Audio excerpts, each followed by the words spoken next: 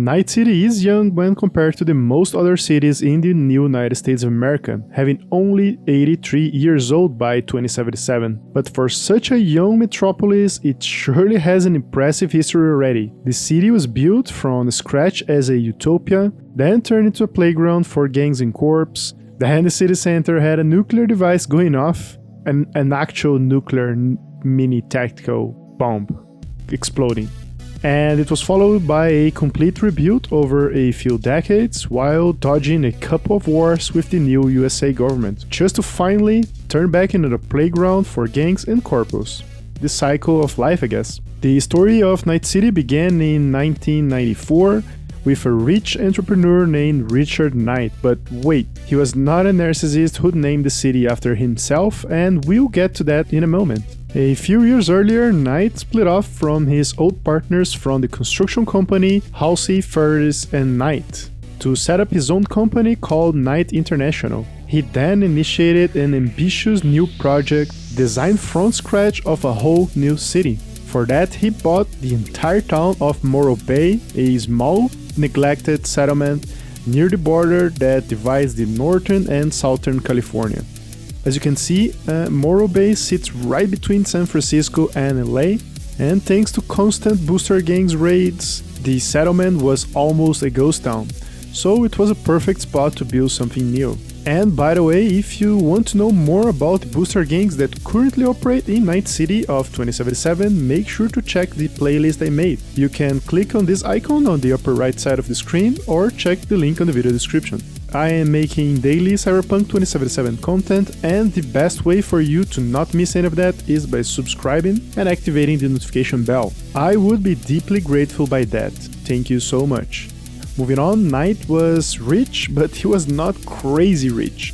So he had to get some investors on board for his little project of building a whole city from scratch. He offered tax benefits for the corps to settle down on the city, and it was a success. Before he could notice, he already had the major players of the world on board of his vision. The project was a resounding success. The so-called Coronado City was indeed a wonder to behold. Thanks to careful planning and design, the city was well built, friendly and safe, and virtually an oasis in the desert. Then, only 4 years after the initial construction had begun, tragedy struck when Richard Knight was murdered by unknown assailants.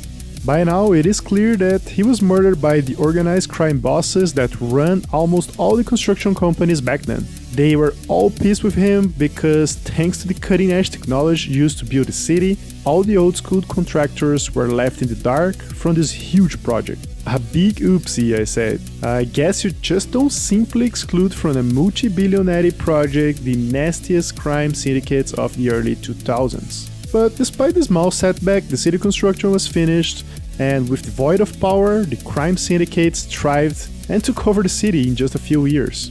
Coronado City is now a haven for the criminal activity, prostitution, drug trafficking, and cyber terrorism became the norm.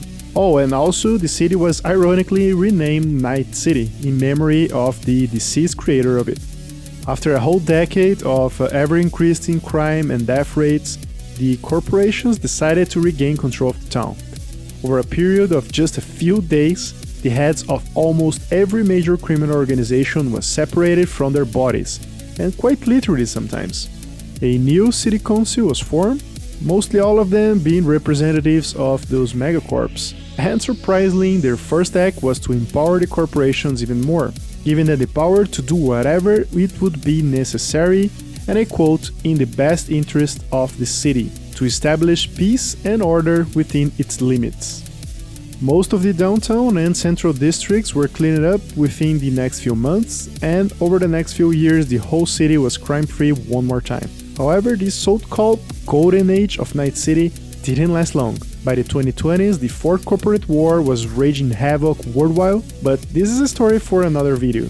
All that matters now is that the Mexican standoff ended with a tactical nuke device exploding on the Arasaka headquarters on Night City Center. Believe it or not, it wasn't that bad after all. Most people that were not caught on the blast radius were actually unaffected by that, as they were heavily cybered up and had radiation filters installed in their body already. The buildings were also relatively strong, and even though the city center became a giant crater, most of the other neighborhoods stood strong. The thing that got hit the hardest though was the infrastructure. Water pipes, electrical grids, and the network systems were all gone. Actually, the whole world infrastructure was hanging on a thread thanks to the Fourth Corporate War. This is the main reason why Cyberpunk 2077 is not that advanced in terms of technology. I mean, it's not as bad as Mad Max, but it's not as high-tech as the Jackson, for example. The following decade of 2030s was all about pointing fingers and finding guilties for all this mayhem. Militech got nationalized and Arasaka was banished from operating in the USA. By 2040, major rebuilding efforts took place, and completely abandoned by the government, the city was left for its own fate. Night City is a city-state after all, and had near zero economical value after the nuke, so why bother, right? Seeing this as an opportunity to regain control on some Occidental territories, Arasaka invested heavily on the rebuilding of Night City, mostly under shell companies. By the 2070s, the United States President Rosalind Myers decided to start a federal crusade to reunify the whole country again. Night City barely managed to avoid the conflict thanks to massive military support from Arasaka. It was official now, Night City had a new owner. Fearing the possibility of an open military conflict, Arasaka and the United States government signed a treaty acknowledging Night City's sovereignty. Fast forwarding to 2077, Night City is officially being guarded by Arasaka, and we can see that on the gameplay footage that shows Nomad V trying to enter the city and being greeted by some not-so-friendly, heavily armed Arasaka security on SUVs. And there you have it, this covers the most of the brief but brutal history of Night City. In the upcoming episodes, I will visit each one of the 6 unique districts of Night City, and to not miss any of that, all you have to do is hit that subscribe button. Thank you so much for watching, and I see you next time.